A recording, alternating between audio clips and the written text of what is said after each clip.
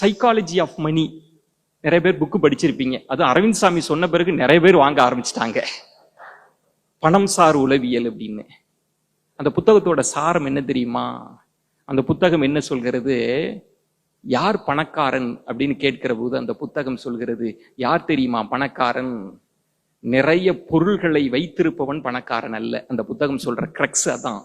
நிறைய பொருட்களை வைத்திருப்பவன் பணக்காரன் அல்ல, தன் தேவைகளை சுருக்கி கொண்டு சந்தோஷமாக வாழ்பவன் தான் பணக்காரன் அப்படின்னு அந்த புத்தகம்.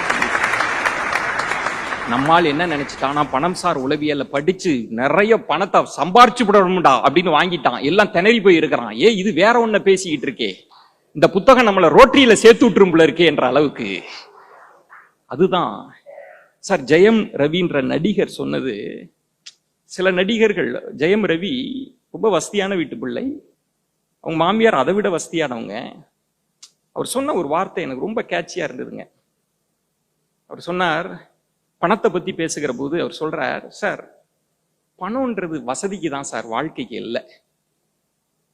நம்மளுடைய சாதாரண அன்றாட வாழ்க்கைக்கு கொஞ்சம் இருந்தா போதும், வசதிக்கு தான் சார் பணம். நான் ஆடி கார்ல போகணுமா அம்பாசிடர்ல போறணுமா அதை தான் டிசைட் பண்ணுது பணம். கம்ஃபர்ட் தான், வசதிக்கு தான் பணம், வாழ்க்கைக்கு அல்ல அப்படின்னு சொல்லிட்டு ஜெயம் ரவி சொல்றார், எவன் ஒருவன் இருக்கிற நிலையில் சந்தோஷமாக இல்லையோ அவனால் எது வந்தாலும் சந்தோஷமாக இருக்க முடியாது.